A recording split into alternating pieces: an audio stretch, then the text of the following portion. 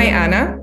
I was very pleased to meet you today here. I'm really delighted to be here. My name is Kate Seymour, and I'm the current chair of ICOMCC. I'm really happy to be here to talk to you on behalf of Best in Heritage to discover more about the Via Transilvaniana, the long distance trail, and your wonderful project. So, can I start by congratulating you and your team? It's been amazing, I think, experience, and just tell us a little bit about your project and about the walking trail. Hello and nice to meet you, and thank you for letting me be here and talk about Via Transilvanica, this wonderful project which makes us leaves us in an awe every day too. So Via Transilvanica is the first long-distance trail in Romania. It's a route of a little over 1,400 kilometers made by Tășuleasa Social. This is the NGO where I am working and we are working. And it crosses Romania from the northeast to the southwest. It's been we started to build it in 2018 when our country was celebrating 100 years since the great unification of all Romanian provinces. So Tășuleasa proposed this idea of a pilgrimage route. We designed it as a trail that would unite people in their diversity and authenticity. We wanted a path to uncover Romania and represent its rich heritage across the globe. The idea was to celebrate this ethnic, cultural, historical, natural, geographical diversity of the country, which is still a mystery for the world, and not only for the world, for the Romanians as well. The trail is divided into 7 cultural regions, each of them with their particularities. One of the most important things for us was to explore all these ethnic layers across Transylvania, because we have a lot of them. We have Romanians, Hungarians, Settlers, German Saxons, Roma Gypsies, Ukrainians, Croats, and up to at least 13 more ethnic groups and their impressive heritage. All of this you can discover on Via Transilvanica by foot, by walking it. You can discover specific architecture, culinary experiences, languages spoken, and much, much more. The trail is divided into 7 cultural historical regions as it follows. You have Bucovina, the Highlands, Terra Siculorum, Terra Saxonum, Terra Dacica, Terra Banatica, and Terra Romana. It took us like little over 4.5 years to finish building this trail. Even though in the beginning it did feel like swimming against the currents. We owe this to a great community of people who believed in this project and to all our national and international collaborators. So it's a really big adventure in which we went in. I think it must be one of the longest trails in Europe. Almost 1,500 kilometers is a very long distance. And I love the map that you have online because it shows all the twists and turns of the trail. It's a very big undertaking, I think, to build it in one go. Yes, yes, it is. In one go, it's too much to say, but in 4.5 years, we succeeded to do it. But first, we thought that it's going to take us 10 years to build it. So that's why we're very happy that we did it in only 4.5 years. Well, congratulations on winning the prize. It must have been an amazing experience going to the European Heritage Awards and last year and winning the prize there. Can you tell us a little bit about why the prize jury selected your project? I think maybe first of all, because Via Transilvanica is also a social project, and it puts the emphasis on creating a context for economic development through slow tourism and slow touristical activities in rural areas in Romania, which were otherwise in a severe state of depopulation and deforestation and overall decay. the rural heritage is one of the most authentic in Europe. It still is, with people still living like they used to maybe 100 years ago. They are still cherishing traditions, and the spectacular nature in Romania is overwhelming. It consists of the last wild virgin forest in Europe, and all of these things, and also all the heritage which I was talking about earlier can be discovered step by step on Via Transilvanica. Maybe this is one of the reasons Europa Nostra gave us this prize. And also this year, because we were one of the winners of the Europa Nostra Heritage Award, together with Asociația Monumentum and Europa Nostra, we will organize the second edition of the European Heritage Youth Residency this year in June, end of June. And this is about 15 young heritage stakeholders who will be selected and come together to discuss heritage and sustainable tourism here on Via Transilvanica.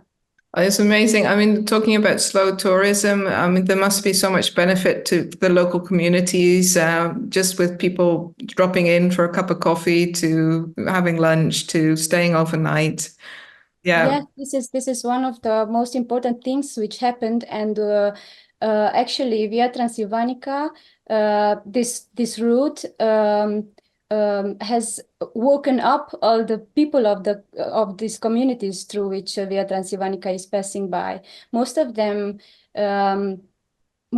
are gone. Maybe they went in other countries to work because they got sick of this old country, so to say, because maybe abroad is better and the grass is greener. So through Via Transilvanica, we managed to call a few of these people back and to make them to start their own businesses along the trail. Oh, congratulations. I think there's a real huge benefit to the local populace and local culture that is there. That leads into my next question a little bit. Your team members, are they all from Romania, or do you have a big mixture of your association? Is it from many different regional backgrounds? Our team members are mostly from Romania. We are Romanians. Some of them helped us along the trail by constructing this trail, and they were coming from all around the world, from many countries. But the team, the hardcore team, the core team, is from Romania, and there are my colleagues who are working also at the Tășuleasa Social Association, at this Romanian NGO whose work is spanning over 23 years. And my colleagues are working here for also from, I don't know, maybe from the beginning, some of them. And we were part of all the other projects of Tășuleasa Social. And since 2018, everyone is doing all kinds of works. They are also having different roles in the NGO, but for Via Transilvanica, everyone had a big role in situ, on the field, by marking, documenting the trail, scouting for the right paths, or talking with the local administrative territories for getting the trail approved. Yes, so as I said, most of us are from Romania, but at the trail works, we had volunteers from all over the world. I have to mention that we had more than 10,000 people involved in the making of Via Transilvanica in 4.5 years, of course. And we are including here also the local people or people who helped us locally, and also the administrative persons. All these are included in these 10,000, more than 10,000 volunteers, or people of the road, we like to say. Yeah, it sounds amazing. I'm wondering also if everybody is a walker, if they're all using the trail. Some of them, yes, some of them not. My team, especially, the president of the NGO, Alin Ușeriu, who came up with this idea of Via Transilvanica, used to take us all the time through the country, hiking and showing us the beauties of our own country before we started to build Via Transilvanica. So some of us are already mountaineers or people who like to walk long distance trails or short distance trails or to run marathons. I have also colleagues who are very sporty, and but myself and Aline, the president of the Shulesa, we also walked the Camino de Santiago before we started to construct Via Transilvanica, and the idea came somehow not because of Camino de Santiago in Spain, which is totally different, and it is a spiritual pilgrimage route. But because of the fact that we just realized that our country is so beautiful, and the only thing it's needed, it's such a beautiful long distance trail to show these beauties of the country to its own people, first of all, and then to people from abroad. Now, tell me a little bit about constructing the trail, because you talked a little about that earlier. Is the trail like in existing pathways, or did you have to get permission from landowners and land users to decide the route? Yes, first of all, the constructions of the trail is in a few parts. We did it like the first step was to see where do we want to take this trail. We wanted to show this authenticity and very differences of the ethnical layers from our country. So we took it and we just draw a nice map of it. Then we started to see if there are existing paths already there, not to make new ones, because that's also not so good for the environment. And then we started to use these existing paths. We had the help of other NGOs or other groups who knew their own zones and their own communities, and they were also coming to us to help us to find the best way for us to choose. And of course, then we had to talk the local communities and authorities and to ask them permission to walk through these paths or roads. And all of them are commune roads, so they are not private. We never did this so that we are legally okay with everybody and not destroy something in the private areas of the people.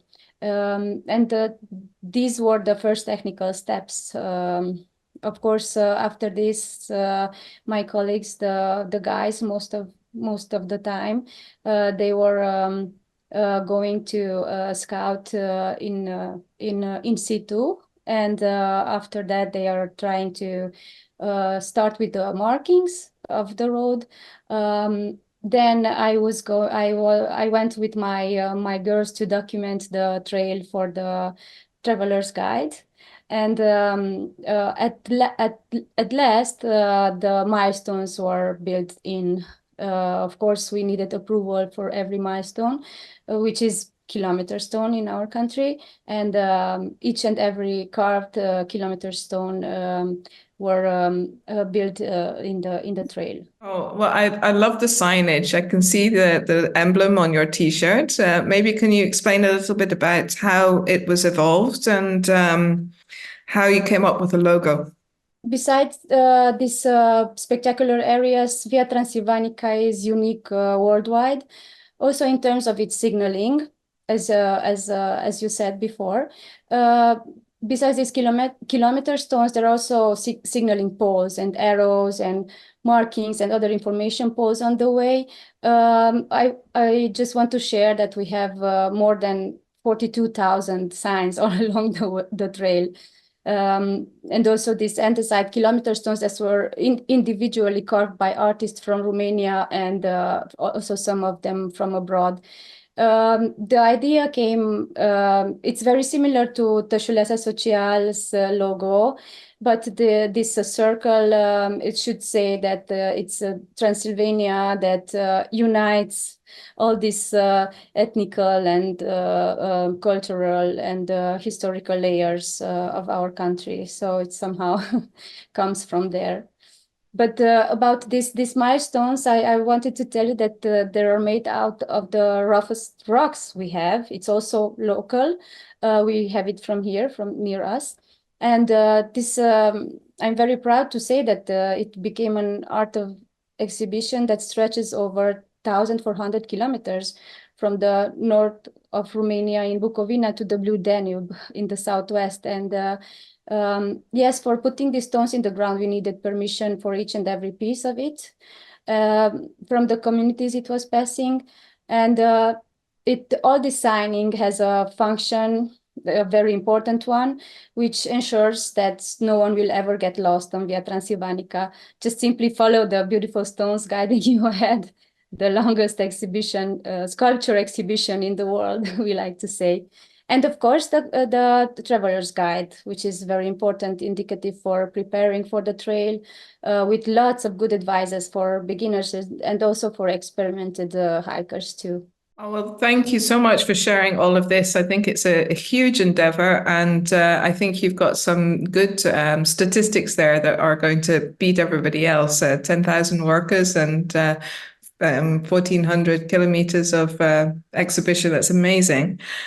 Just one final question for you. I come from Scotland, and Scotland also has a very famous trail, or at least one, called the West Highland Way, and films have been made about this trail.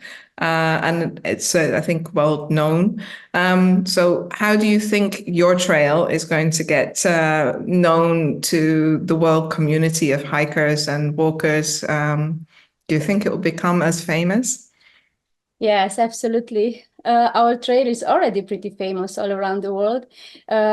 Since 2018, when only a small portion of the trail was ready, thousands of travelers started walking on it.